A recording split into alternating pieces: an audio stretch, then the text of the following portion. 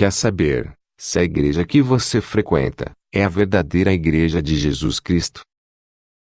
Olhe bem na sua igreja. Se tiver um sacrário com o corpo de Jesus, você está na verdadeira igreja do Senhor. Se não, saia correndo daí, porque essa não é a igreja que Jesus deixou na terra.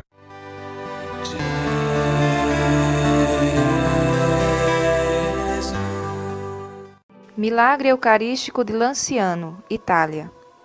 O milagre eucarístico mais conhecido na Igreja é o milagre de Lanciano na Itália. No ano 750, durante a consagração na missa, a hóstia se transformou em verdadeira carne e o vinho em verdadeiro sangue, nas mãos do sacerdote que tinha fortes dúvidas sobre a presença real, e até hoje permanecem incorruptos. Este milagre foi reconhecido pela ciência com os estudos feitos em novembro de 1970 pelo diretor do Hospital de Arezzo, Edoardo Linoli, e pelo professor da Universidade de Siena, Ruggero Bertelli. O resultado foi que a carne é fibra muscular do miocárdio, coração, e o grupo sanguíneo é AB, o mesmo revelado no Santo Sudário de Turim.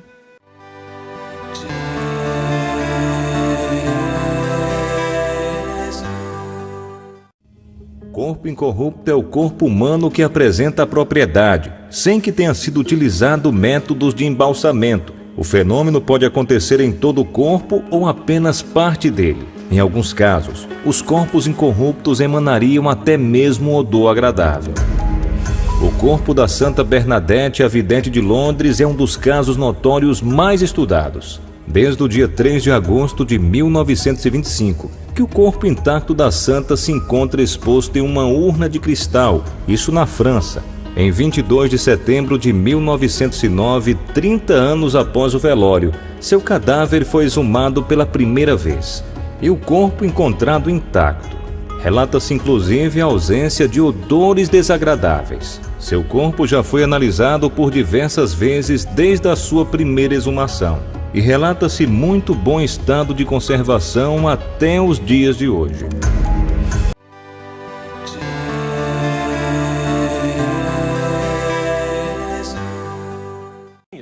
Agora, o senhor me explique como é que essa Bíblia que o senhor carrega debaixo do braço existe sem os bispos da Igreja Católica. Esse é o problema. Por quê?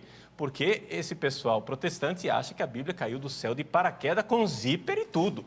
Né? Eles acham. Por quê? Porque durante a Bíblia, hoje nós temos um volume bonitinho, né?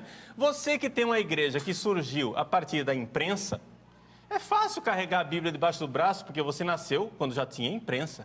A Igreja Católica teve que viver durante 1.500 anos, onde a Bíblia não era um livrinho assim, era uma biblioteca imensa que ninguém podia ter em casa, porque tinha que ser copiada palavra por palavra. Não é? E nós sobrevivemos 1.500 anos, graças a Deus, à tradição, não é? Da palavra de Deus que foi transmitida. Porque quem foi que disse que, por exemplo, não vamos nem entrar no rolo dos livros do Antigo Testamento. Vamos entrar nos 27 livros do Novo Testamento, que é igual na minha Bíblia e na sua, seu doutor protestante. Nós temos 27 livros iguais. Esses 27 livros foram colocados ali magicamente? Vai estudar a história da igreja e entender que foram 3 séculos de briga. 3 séculos de briga, porque os gnósticos, como bem lembra o senhor Dan Brown, no Código da Vinci, os gnósticos queriam colocar todo tipo de asneira dentro da Bíblia. Eles queriam colocar o Evangelho de Maria Madalena, o Evangelho de Tomé, o Evangelho de Lucas, tudo lá dentro da Bíblia. E a Igreja Católica disse não. Os apócrifos. Né? Os apócrifos. Já Marcião, que era um outro herege, queria tirar tudo. Né? Queria jogar no lixo o Antigo Testamento, queria jogar no lixo todos os evangelhos, exceto o de Lucas. Queria jogar no lixo todas as cartas, exceto algumas cartas paulinas. Houve 3 séculos de briga. Se não fossem os bispos da Igreja Católica, de que jeito que o senhor tinha esses 27 livros aí debaixo do seu braço? É fácil acusar a igreja de Babilônia, é fácil cuspir no prato que você comeu. Nós guardamos a Bíblia durante 1500 anos para o senhor agora deturpá-la e interpretá-la de forma errada. Se o senhor tem Bíblia, o senhor deve ir à Igreja Católica. É isso. A esta igreja que o senhor diz que é um antro de perdição e de pedofilia. Agora, saiba uma coisa. Estatisticamente, existem muito mais pastores acusados de pedofilia do que padres. Não entendo como é que fazem uma pergunta dessa. Onde está na Bíblia que Jesus fundou a igreja? Meu Deus, Mateus 16, 17, 18. Sobre ti, Pedro, edificarei a minha igreja. A minha, um pronome pessoal. Quer dizer, não é possível que uma pessoa que tem a Bíblia ali, viu lá, não entenda que o Cristo fundou a igreja no ano 30, mais ou menos, não sei, da era cristã, e colocou em torno dele os apóstolos, e disse para os apóstolos: quem vos ouve, a mim ouve, Lucas 10, 16. Como é que uma pessoa que lê tudo isso ainda tem dúvida que Jesus instituiu a igreja? E disse: as portas do inferno nunca prevaleceram contra ela. Mas o senhor sabe por quê, professor? Porque eles acham, protestante acha que o mundo, né, se resume à cabecinha dele. Então, eles acham que igreja é uma instituição. Ou seja, ele quer que a igreja, Jesus tenha fundado a igreja, que Jesus tenha ido lá num cartório e registrou o CNPJ da igreja, né, e pronto, agora tem igreja. Mas igreja não é isso, meu filho. A igreja ela é muito mais invisível do que visível. Igreja é o corpo de Cristo. Igreja é aquilo que está lá no céu. Igreja são os santos, igreja são os anjos, as pessoas que já estão salvas. Igreja são as pessoas que estão no purgatório. Igreja são as pessoas que estão aqui na terra. Igreja é muito mais invisível do que visível. João Paulo II dizia que mais do que uma instituição é um mistério. É um mistério. Nós precisamos crer na igreja, porque se você não crer na igreja, você não terá Bíblia. No meu site tem uma palestra, eu convido o senhor a ir lá no meu site, padrepauloricardo.org, o senhor vai lá e procura uma palestra. Não há Bíblia sem igreja. Procure essa palestra e o senhor vai aprender bastante.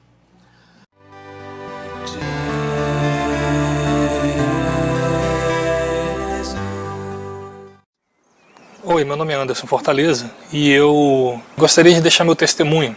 Então, dia 22 de agosto de 1999, eu aceitei Jesus numa igreja batista da minha cidade, na época era Fortaleza, e me tornei evangélico. Dali para frente passei a crer na Bíblia, né, a ler a Bíblia e ter todas aquelas práticas que os evangélicos têm. Eu era um evangélico, como qualquer outro evangélico, não tinha absolutamente nada de notável enquanto evangélico. Era mais um evangélico ali na igreja, né? E pretendia continuar assim até minha morte. Para mim as coisas estavam bastante claras a respeito de religião e tudo mais. Eu não tive uma boa formação católica, digamos assim, né? Muita gente não teve, mas eram os tempos. E aconteceu que no ano de 2007 eu tive contato com alguns trabalhos, uns artigos do professor Olavo de Carvalho, me interessei bastante e me inscrevi no curso online de filosofia. Comecei a estudar. Comecei a estudar, fazer parte do curso e tal. Só que, óbvio, não aprendi nada de religião. Ali não se ensina nada de religião, né? O professor está lá para ensinar filosofia. Mas eu aprendi uma coisa lá que... eu tomei uma prática lá que eu comecei a colocar em todas as ideias que eu tinha. Então, no curso, você vê que as suas ideias elas têm que ter um vínculo na realidade. E que a realidade ela é mais importante que as suas ideias, né? Uma das ideias que eu resolvi descer com ela, digamos assim, ver como se essa ideia tinha fundamento na realidade, foi a ideia de sola escritura. Então, obviamente que essa técnica eu resolvi aplicá-la ao princípio de sola escritura, que era o princípio basilar da minha fé protestante, né? E eu percebi o seguinte, ou seja, sola escritura diz que toda a regra de fé e prática do cristão vem somente da Bíblia, por isso sola escritura, somente da Bíblia, né? E eu falei, bom, se é assim como São Paulo apóstolo diz, e só vem somente da Bíblia, então se tem uma Bíblia. Se tem uma Bíblia, você tem também só um corpo de Cristo, uma só fé, né? Um só corpo, um só Espírito, uma só fé, um só Deus, né? Então, como São Paulo diz mesmo, uma só fé. E aí eu falei, bom, parece bem razoável que se toda a fé cristã deriva apenas da Escritura, todos deveriam ter a mesma fé. Não é verdade? Porque a Escritura é uma só. O Espírito Santo que eu invocava para ler a Escritura era um só, não existe dois. Então é óbvio que a fé deveria ser uma só. Bom, está aqui a ideia. Vamos descer para a realidade histórica do movimento evangélico protestante, né? E eu percebi exatamente esse divórcio entre o que era alegado como princípio único de fé e o que era vivido, né? Ou seja, você alega que a Bíblia é a única fonte de fé e prática, mas na vida real este princípio não se aplica, porque o que mais tem entre os evangélicos é divisões doutrinárias, ou seja, as duas divisões que eles dizem que a Bíblia unifica, que é a divisão de regra, de fé, e divisão de prática. Cada um faz uma coisa, cada um acredita numa coisa. Isso não é uma coisa que eu estou assim, é um fato, é a realidade, é a história do movimento, é essa.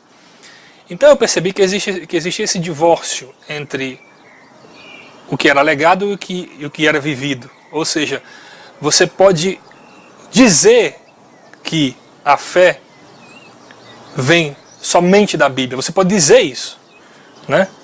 Mas você não pode viver isso. Não há como viver isso. E a prova de que não se pode viver isso é a própria história do movimento evangélico, né? Que é cheio de divisões na fé e na prática. Tem gente que batiza criança, tem gente que não batiza. Tem gente que acredita na salvação de um certo modo, tem gente que acredita de outro modo. Tem gente que acredita que Jesus é Deus, tem gente que não acredita. Tem gente que acredita que não deve guardar o sábado, tem outro que acredita que deve guardar o sábado. Então, assim, ou seja, são inumeráveis. Então, se por um lado você afirmava isso, pelo outro você não vivia isso, não tem como viver isso. E se não há como viver isso, é porque o princípio não é verdadeiro. Né? O princípio não é verdadeiro, ou seja, não basta só a Bíblia, né? Basta mais, você precisa de alguma coisa mais para ter essa unidade na fé.